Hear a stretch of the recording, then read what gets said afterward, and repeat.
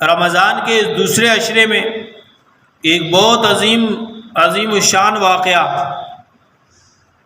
وہ بدر کا پیش آیا، جس میں رسول اللہ صلی اللہ علیہ وسلم کے صحابہ کی تعداد 313 اور مقابلے میں کفار کی تعداد 1000 تھی، اور مہینہ بھی رمضان کا تھا، 17واں روزہ تھا۔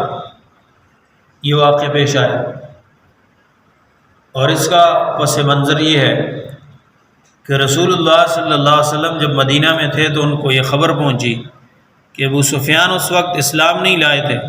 ابو سفیان کے تحت ایک لشکر تجارتی لشکر شام سے سامان لے کے مکہ کی طرف جا رہا ہے، اور وہ اتنا بڑا لشکر ہے اور اتنا زیادہ ان کے پاس سامان تجارت ہے کہ مکے کا کوئی مالدار آدمی ایسا نہیں ہے جس کا مال اس میں شامل نہ ہو۔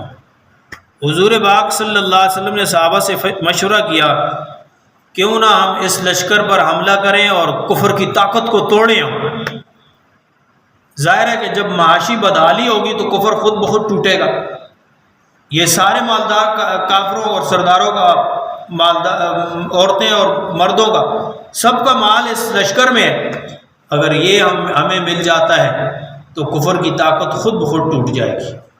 صحابہ رضوان اللہ علیہ مجمعین کے مشورے سے آپ نے طے کر لیا، آپ نکل گئے۔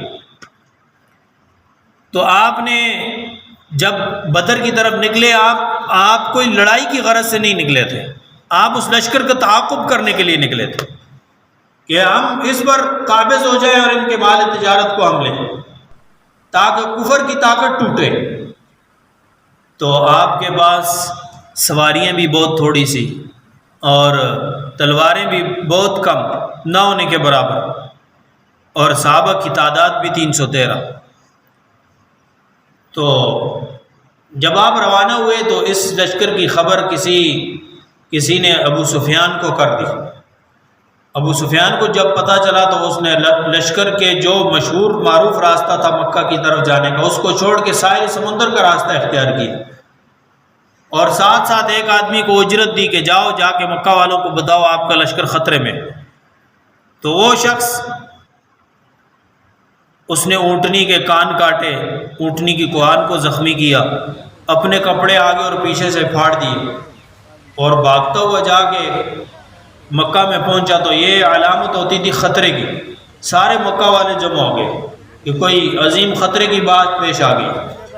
اس نے بھی سب ان کو بتلا دیا کہ اس طرح آپ کے لشکر پر آپ صلی اللہ علیہ وسلم اور آپ کے ساتھی قابض ہونا چاہتے ہیں، قبضہ کرنا چاہتے ہیں، حملہ کرنا چاہتے ہیں، اپنے لشکر کی حفاظت کرنی ہے تو ان کے مقابلے کے لیے نکلو۔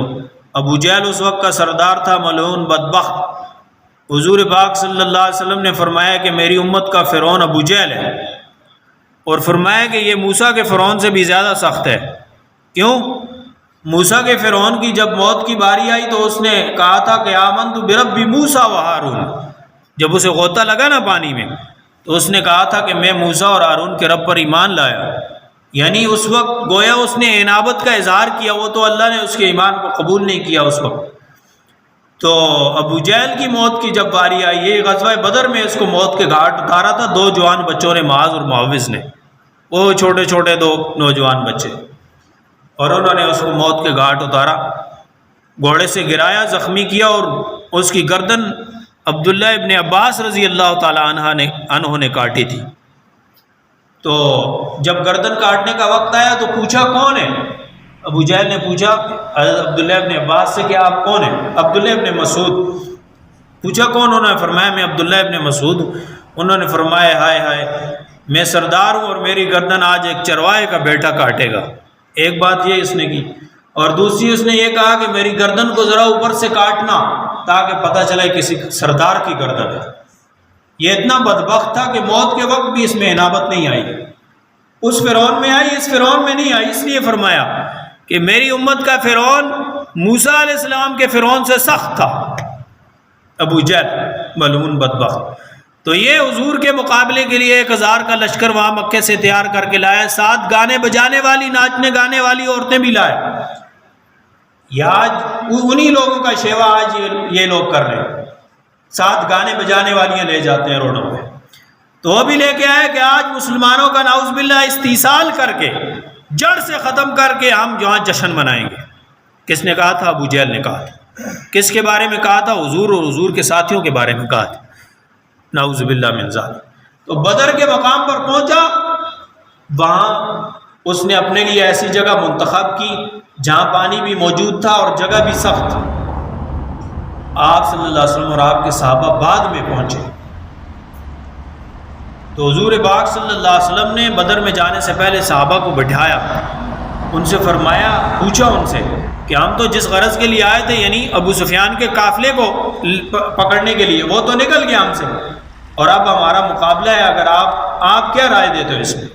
ابو بکر صدیق رضی اللہ عنہ کھڑے ہوئے، عمر ابن فاروق کھڑے ہوئے، انہوں نے فرمایا کہ حضور جو حکم ہے ہم آپ کے ساتھ ہیں۔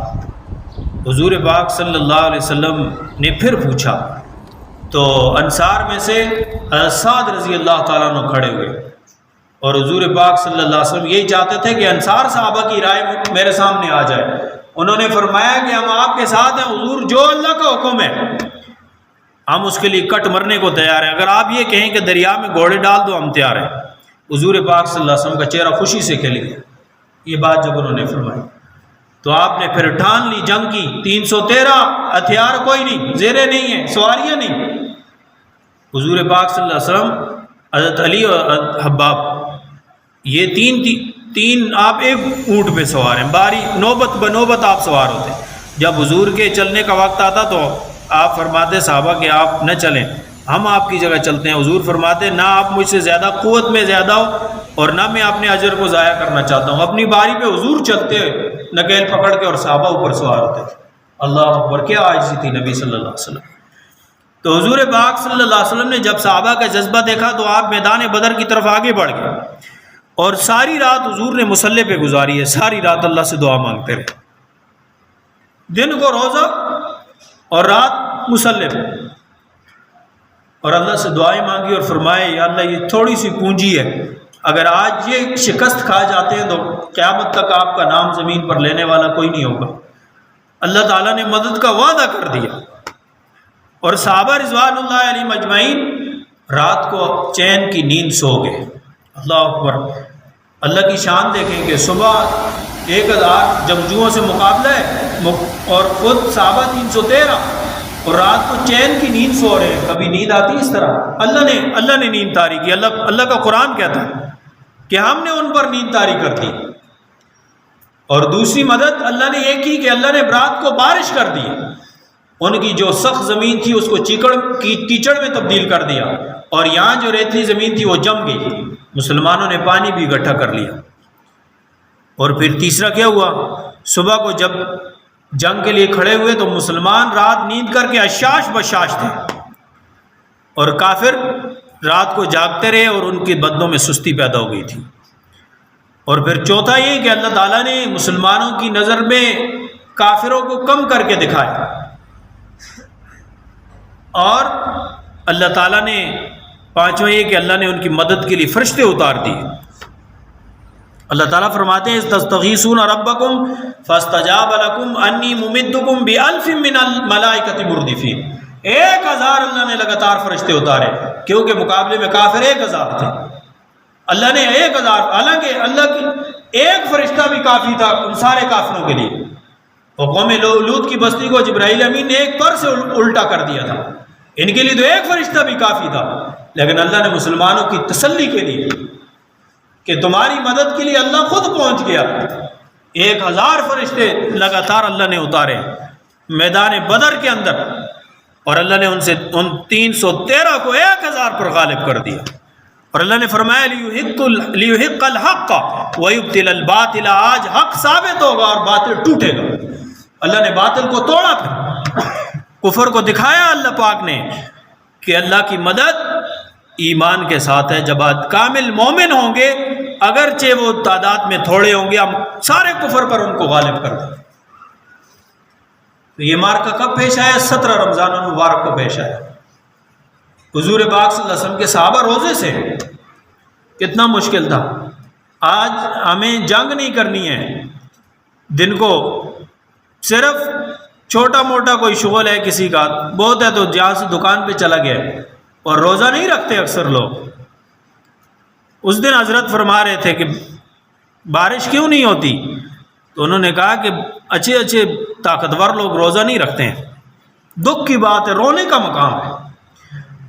آج کل تو ایسے دن ہے کہ بوڑھے سے بوڑھا آدمی روزہ رکھ سکتا ہے، ضعیف سے ضعیف آدمی، کوئی نہ پیاس کا پتہ چلتا ہے نہ بھوک کا پتہ چلتا ہے، اور اس امت کے نوجوان جو ہیں وہ روزہ کھا رہے ہیں۔ اور آپ کو پہلے جمعے میں میں نے عرض کیا تھا کہ رمضان المبارک کا ایک روزہ، ساری زندگی کوئی آدمی روزے رکھے، ایک روزے کا بدل نہیں ہو سکتا۔ اتنا بڑا اجر ہے، اتنا بڑا مقام ہے رمضان کا، اتنی بڑی اللہ کی طرف سے رحمتیں مل رہی ہیں، برکتیں مل رہی ہیں، مغفرت کے پروانے مل رہے ہیں۔ روزانہ 10 لاکھ آدمیوں کو جہنم سے آزاد کیا جا رہا ہے۔ اور حضور پاک صلی اللہ علیہ وسلم نے فرمایا اگر میری امت کو پتہ چل جائے نا رمضان کا کیا مقام ہے، رمضان کتنی عظمت والی چیز ہے، کتنی برکتوں والا مہینہ ہے، کتنی بڑی رحمتیں اللہ کی اترتی ہیں اس مہینے میں، تو یہ تمنا کریں کہ کاش سارا سال ہی رمضان ہو۔